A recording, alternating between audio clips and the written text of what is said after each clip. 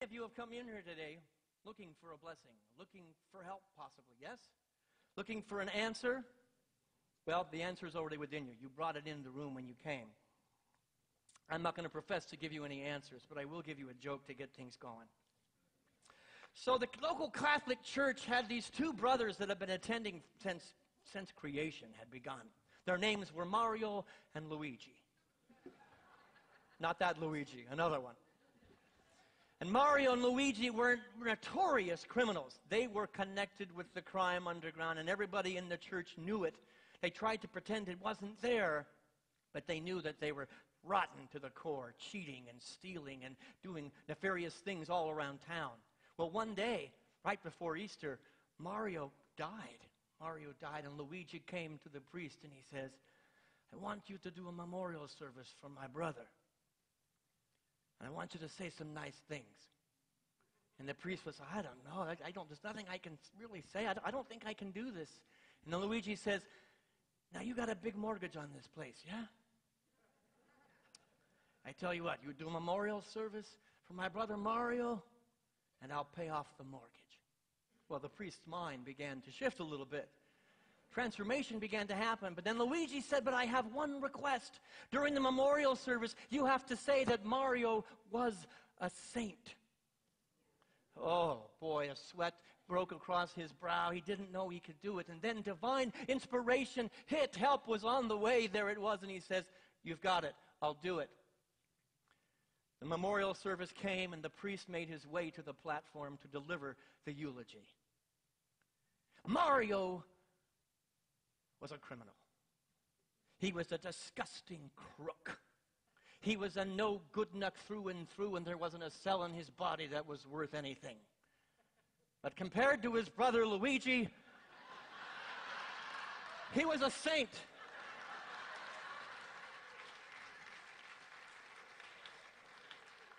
All about perspective, isn't it?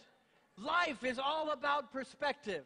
And guess what? So is Easter. All about perspective. There are hundreds of thousands of views about what Easter is, what Easter is not, what is historically accurate and true, and what is not historically accurate and true. Today, you're going to get one perspective, my perspective.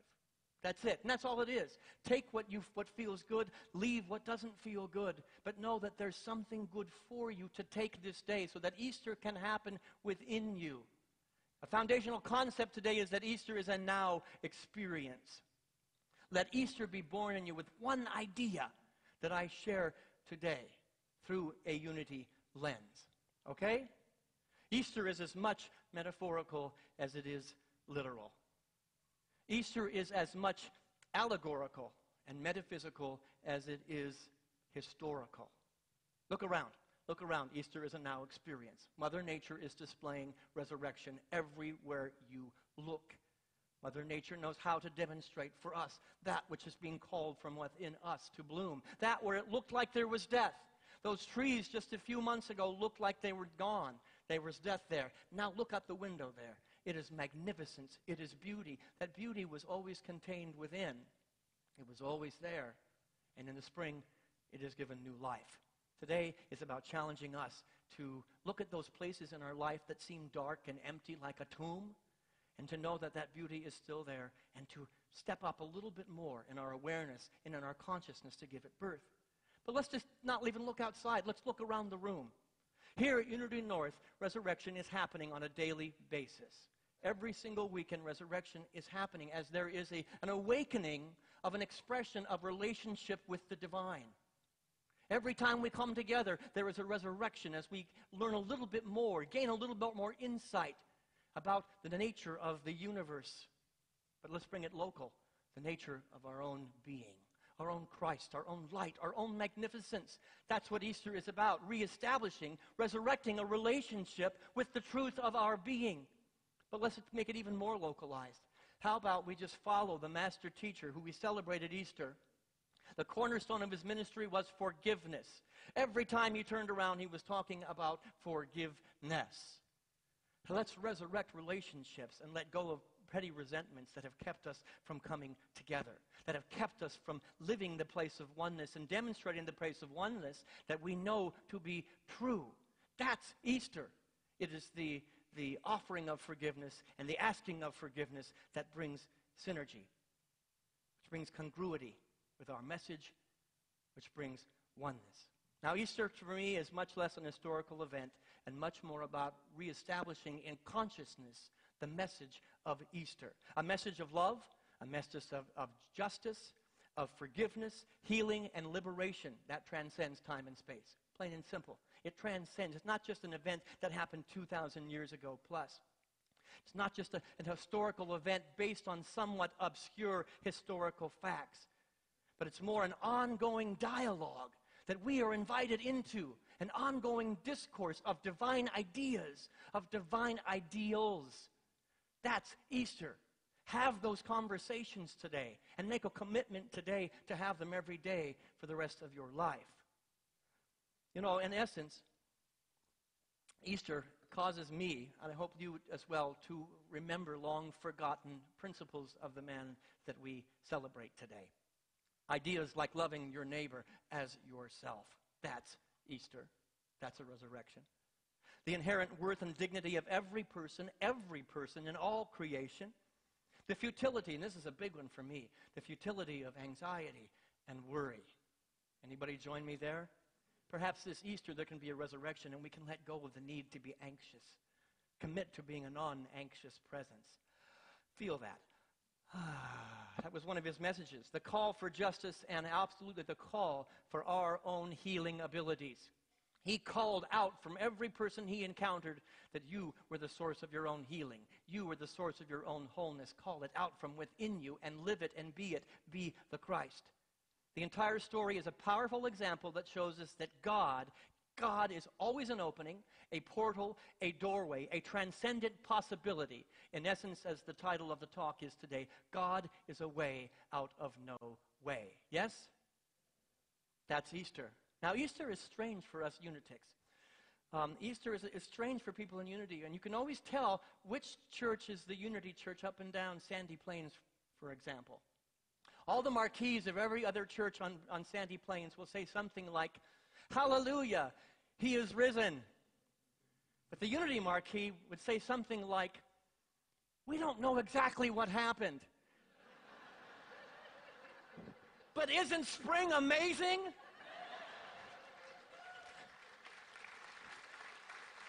Or the unity marquee will say something like, "We don't know exactly what happened, but we know that something good is happening now." And this church has often been criticized. I think it's not intended as a compliment, but I'm taking it as such. Oh, that's the church of what's happening now. Thank God. Thank God that Easter is happening within us. Each and every one of us, every Sunday, resurrection is happening. New birth, new ideas, new ideals are being awakened, and we come a little bit closer to the reality of heaven on earth and heaven within. Yes, Easter is a now experience. So we're not sure what happened then, but we know what it's like when a message offers hope and inspires us to new ways of living and being and relating. We're not sure what happened then, but we know what it's like to be cut down and to find something within ourselves to overcome. That is Easter. That is resurrection. We don't know. We're not sure what happened then, but we know what it's like to cherish our relationship with the source so profoundly and so delicately that it's as close as the breath that we were just breathing a second ago. That's resurrection. And it's Easter to know that source even when it feels like there's an empty tomb in our soul. We're not sure what happened then, but we know what it's like to feel betrayal, right? But betrayal and hope and faith all at the same time. We know that. That's Easter. We know what it feels like to know sorrow at the depth of our being, but at the same time, grace and gratitude and joy for the incredible mystery of creation. The incredible mystery of creation, all at the same time. We don't know what happened then, but we know what resurrection is. Not of the body, but of the mind, of the spirit, of the soul, reborn and renewed. Our marquee should actually read, "Hallelujah, we are rising. Hallelujah, we are more awake today than we were yesterday."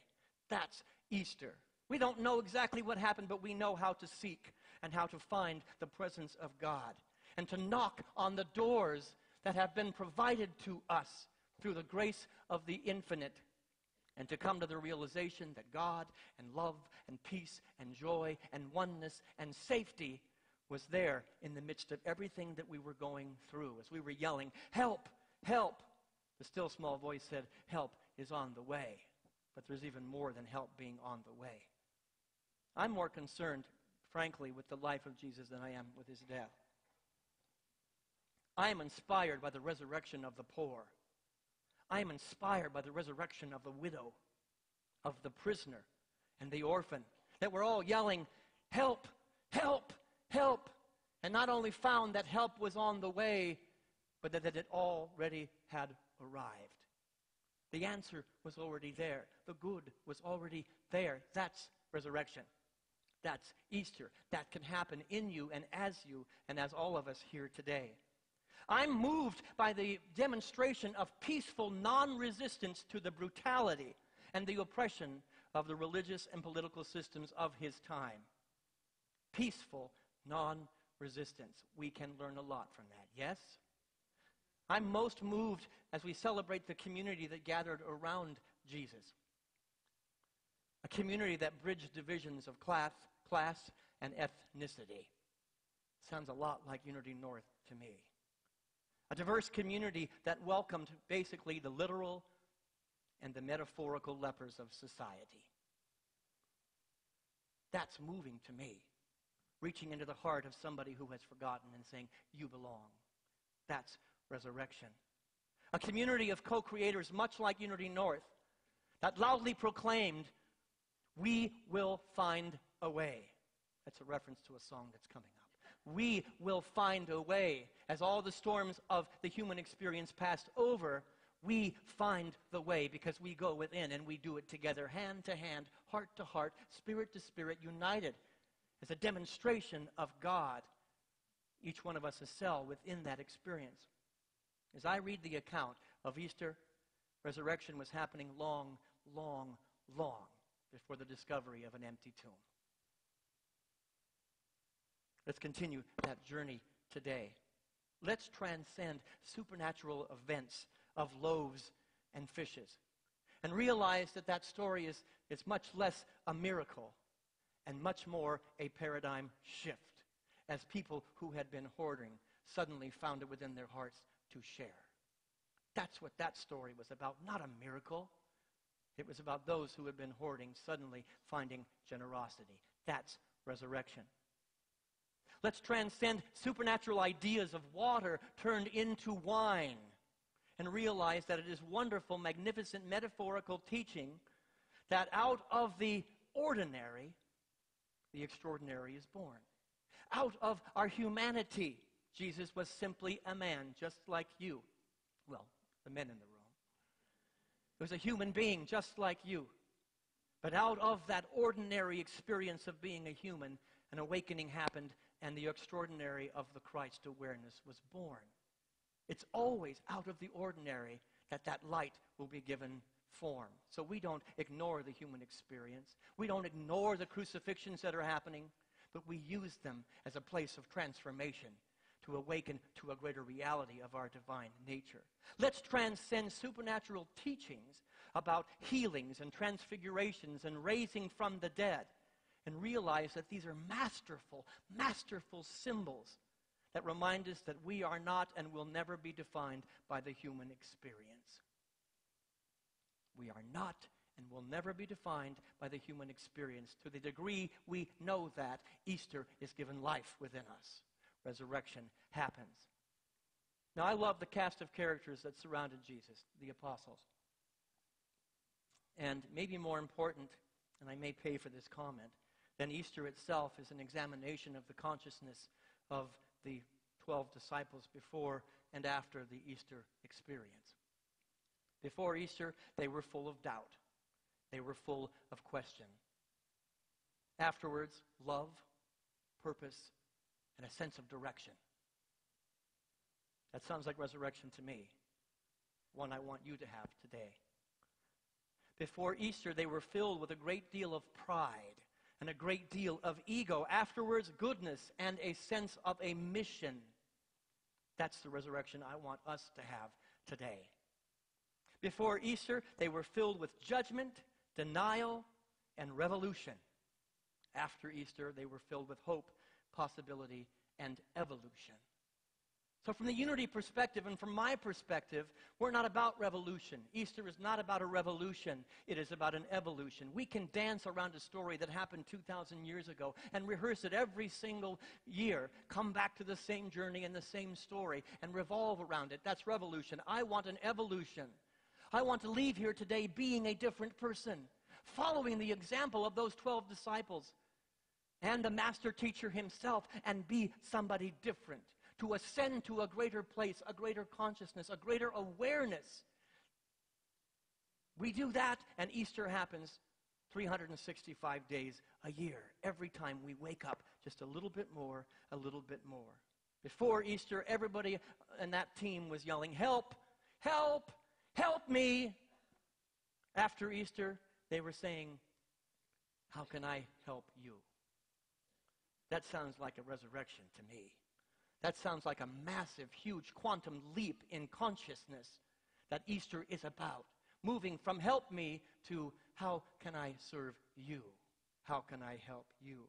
I don't know exactly what happened, but I believe we are called to follow the example and to let Easter be born within us for our own transformation. In the book of Matthew, Jesus said, "Knock, and the door will be opened." Clear teaching. Your good is waiting for you. It's there. But then in the book of Revelations, there's the Christ Spirit speaking. And it says, "I stand at the door and knock. Hear my voice."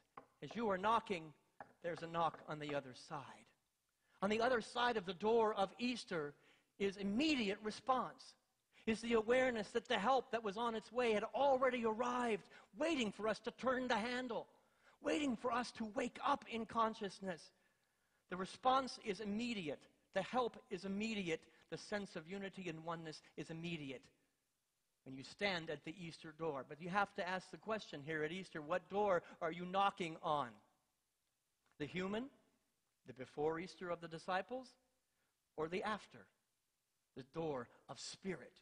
What door are you knocking on? That's the question I want you to leave with today. Because the door you are facing and knocking on will determine whether or not your life is a perpetual crucifixion or a perpetual resurrection. You have been given the power, the grace to make the choice. Choose wisely. I want to share a story from a member of our congregation, Deanna Fleener. She's sitting right there. I had dinner with her and Bill, and she shared this story, and I said, I have got to find the perfect day to share this story. I'll let it speak for itself. When we were in Africa, Bill and I ate lunch at Hotel Rwanda. About halfway through the meal, I went to the women's room, and after emerging from the bathroom and washing my hands, I found it interesting that she had to put in the story that she washed her hands. She is a good girl. I tried to exit, and the door was locked. I jiggled the handle. Still, nothing. It wouldn't budge. I shook it a little bit harder. Nothing. Oh, I knocked on the door. Nobody came. I pounded on the door. Still nobody came. And I began to yell, "Help! Help! Help!" Nobody answered. I started to get really worried. And then I looked up and I noticed a small little window way up high on the wall to the outside. And I wondered, maybe I could make my escape through there. Considering my age, I chose differently. I added that. Deanna didn't write that. At this point, I'm getting really angry at Bill for not checking on me. Surely he must be concerned. This went on for 15 minutes. Panic began to set in. And then finally, finally, oh, as if out of nowhere, the hostess came to my rescue, and she opened up the door. She opened up the exit door, which was on the other side of the room.